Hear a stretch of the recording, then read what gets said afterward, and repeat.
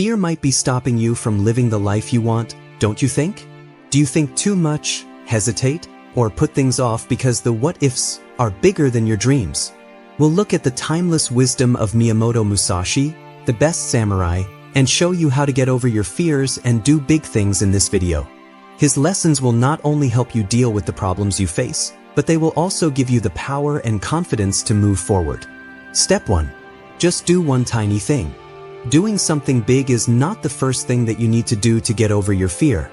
The thing that you need to do is so small that fear can't stop you. Take a look. You feed your fear in your mind. Your mind is full of what-ifs and doubts when you think about a big dream or a big job. What if I fail? What if I feel bad about it? What if I'm not ready? And your fear is so big that you can't even take the first step. Musashi knew this very well. He didn't pay attention to the whole fight at once during his duels. He paid attention to his first move, his stance, and his breaths. He knew that small, direct acts done on purpose led to victory. You don't try to kill the whole dragon with one swing when fear whispers in your ear. Instead, you take a single hit. If you're afraid to start a book, that could mean writing just one line. If you're afraid to reach out, it could mean making one phone call. If you're afraid of people, it could mean leaving your house. Beginning small is great because it gives you energy. You can feel a change after doing just one small thing. You show yourself that fear isn't real and can be pushed away. Think little of yourself and much of the world, Musashi said one time. Instead of focusing on how great you need to be, you start to move when you stop making things about that. And that moving takes away fear. A small step is not a sign of weakness, it's a plan. It's how you get around fear.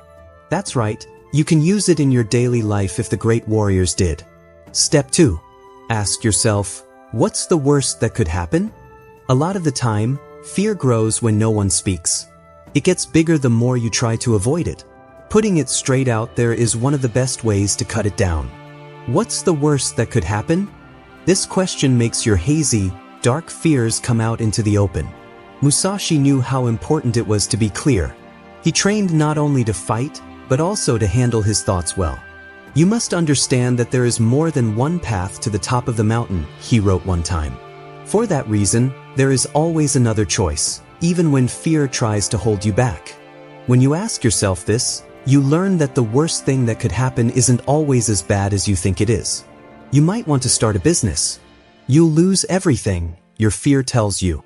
But if you ask, what could go wrong? I'll lose some money, but I'll learn important lessons, could be the answer. Suddenly, it doesn't sound so scary. In more than 60 fights, Musashi lost many of them. Think about how scared he must have been. His mind was always ready for the chance of losing. Because he knew that death was going to happen, he was no longer afraid. Fear loses its power over you when you accept the worst that could happen. The worst thing that can happen doesn't always last. Failure is a way to learn. Rejecting someone is the same thing as redirecting them. Loss teaches us something.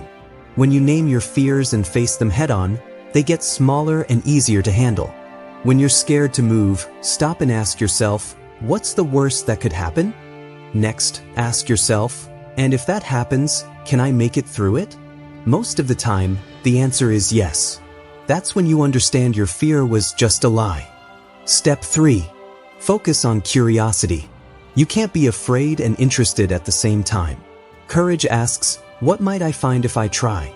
When fear tells you not to go there because it's dangerous. And it's a powerful change of mind. Musashi was always very interested in new things. He was more than just a good fighter. He was also an artist, a calligrapher, and a philosopher. He looked into things other than swords because he knew that broadening the mind leads to growth. He thought that people should really look at life and learn from everything they see. See that which you can't see with the eye, he wrote. This means to look deeper and find out more about what you don't know. Fear can't hold you back when you look at life with interest. Let's say you're scared of speaking in public. Instead of asking, what if I make myself look bad? Say something like, I wonder how it would feel to tell my story. I wonder what people will say. When you're curious, the unknown is fun instead of scary. Think about the kids. When they learn to walk, talk, or go on adventures, they don't let fear stop them. They fail, fall, and then get back up. Because they are more interested than scared. We forget this as adults. We give in to fear and lose the childlike wonder that helps us grow. Musashi knew that being afraid leaves you blind, but being interested opens your eyes. When you're interested, you don't worry about failing, you're excited to learn. From, what if it goes wrong? To, what will I find on this path? You change your point of view. Instead of being afraid, be curious the next time you feel scared. Talk to people. Look into the options. Don't see obstacles as threats, see them as tests. When you're interested, life is more fun because every step is a chance to learn, not a test you have to pass. Step 4. Set a 5-minute timer. Fear often tells us we can't begin because the job at hand is too big and scary. There is a way to get past your fear, though. Set a 5-minute timer. I'll work on this for 5 minutes, tell yourself. That's it. Not always. Not really well. Not even 5 minutes. How does this work? Fear grows when people don't give in. It wants you to think that you can't start. But fear fades after you start. Time was important to Musashi. He wrote in the Book of 5 Rings about how to strike at the right time. He thought that timing was very important in life and in war. Setting a 5-minute timer gives you just the right amount of time to face your fears. Imagine that you need to study but can't because you're afraid of failing. It only takes 5 minutes, you tell yourself. You start the timer, open the book, and then it's been more than 5 minutes. That's it. Once you start, momentum takes over. Musashi's fights were never about getting ready for hours on end. He did the right thing at the right time. That's what the 5-minute timer does for you. It takes the huge weight of, I have to do everything, and turns it into a small item that can be done. Fear hates doing things. What it does best is wait. Making a promise to do something for only 5 minutes takes away the power of fear. You've won even if you stop after 5 minutes because you did something.